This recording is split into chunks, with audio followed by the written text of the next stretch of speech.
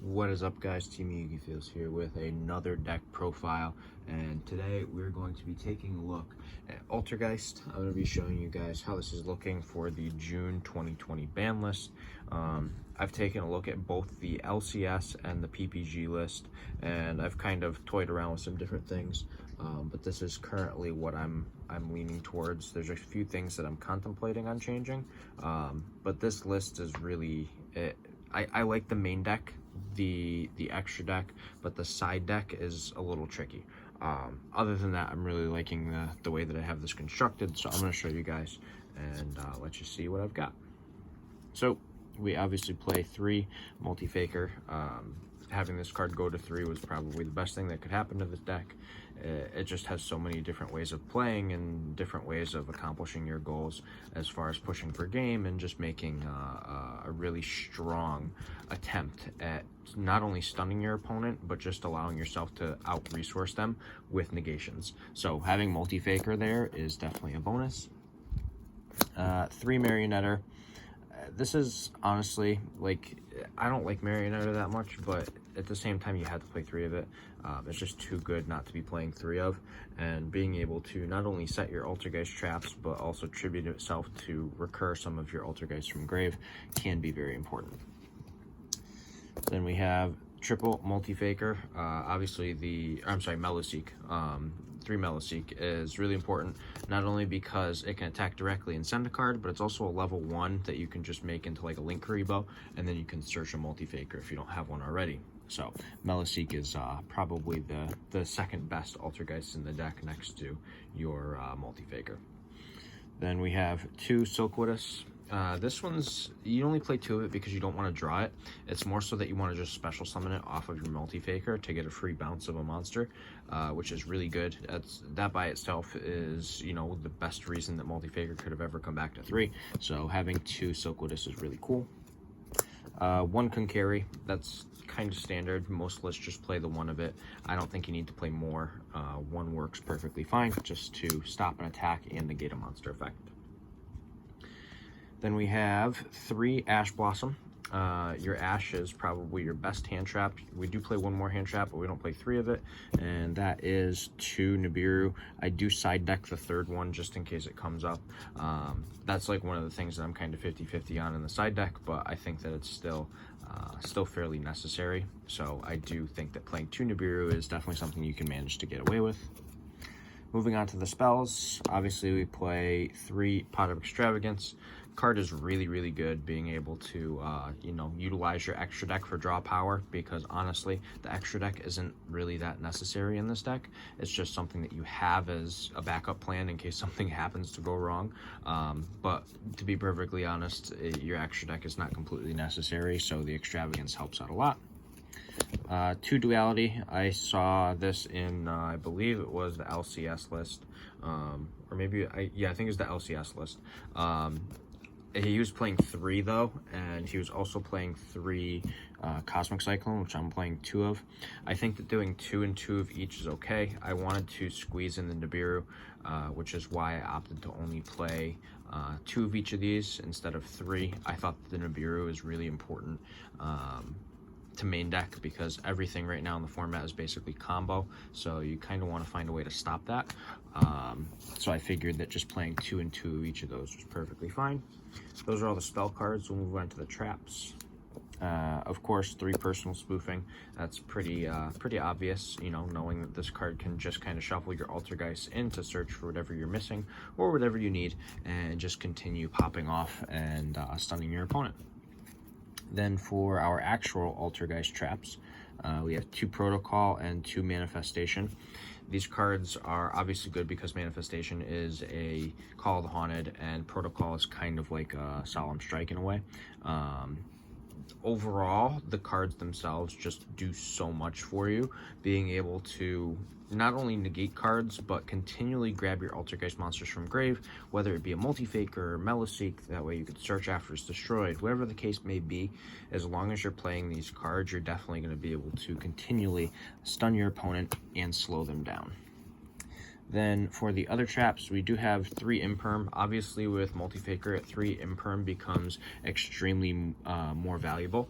So you're seeing the price on this jump too. If anyone has been trying to get imperms lately, I think even the dual overload ones have jumped to like $30 a piece, if not more.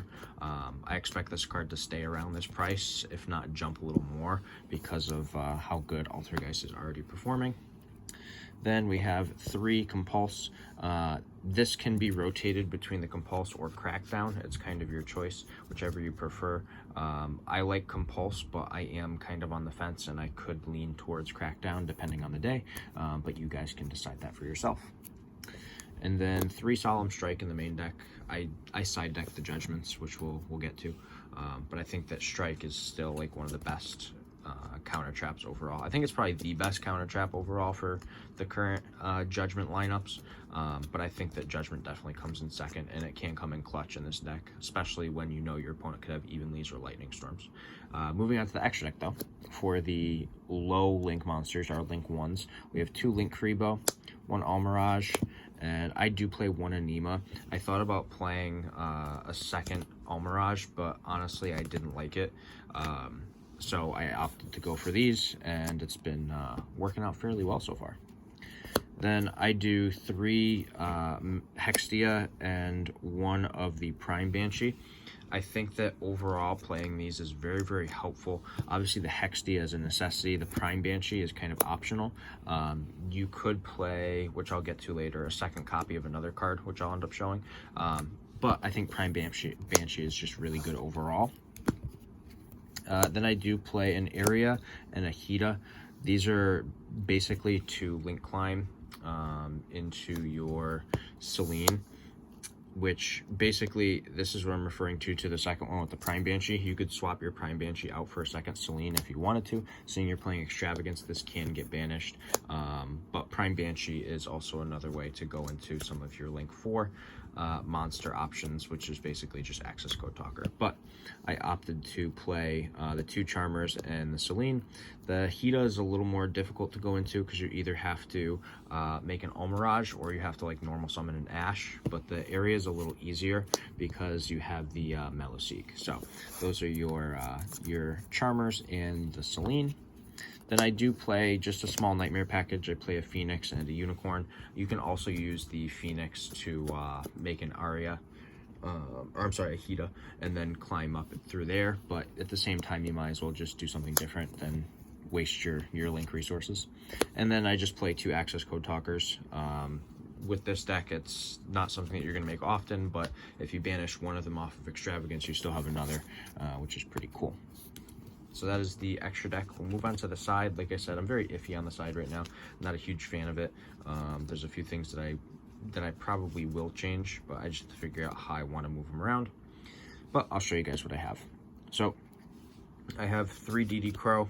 DD Crow is just basically here for any kind of general graveyard heavy matchup. It's really good against your Eldritch matchup. It's good against your Salamangreat matchup. You know, all those kind of things that are kind of popping in and out of relevancy or are just staying relevant. DD Crow puts a damper on. Then the 3rd Nibiru, which I brought up before, and 1 Pankratops.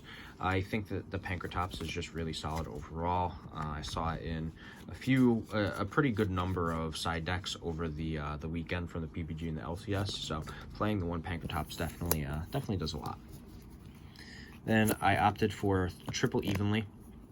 In this deck, it's really good because if you have Evenly multi-faker, you're probably going to win the game, most likely. It's just overall such a great and powerful card. Helps with the back row matchups too, which is solid. Triple Judgment. Judgment is really, really sweet in this deck, especially if you're going first. When you're going first, being able to set Judgments and other cards that can negate your opponent's activations is very significant. That way you don't have to worry about your opponent overpowering you with their board wipes and board clears for your back row. Then 3, a Pointer of the Red Lotus. Card's also really good in conjunction with your Solemn Judgment because it lets you look at your opponent's hand and take away something that could strip your board. So being able to drop the Pointer of the Red Lotus and cut them off from doing so is really, really powerful. And then the last card is one Imperial Order. Basically, when I'm referring to the cards that I'm unsure of in my side deck, I'm talking about like the DD Crows and the third Nibiru. I wanted to squeeze the third Nibiru into the main deck, but it was a little tough. But outside of that, like the Imperial Order is important, and so are all the other traps that I have in here. I think that all 10 traps in the side deck are traps that you should be playing in the side deck of this deck. It's literally just the monster lineup that I have that I'm questioning. But other than that, it's absolutely fantastic to have those other cards in your side deck, which is always a positive thing. But that wraps up our Altergeist deck profile. I hope you guys enjoyed it. If you did, don't forget to give the video a nice, sweet thumbs up, and let me know what you think in the comment section down below. Don't forget to hit that subscribe button. And for right now, this is Team Yugi Feels signing out.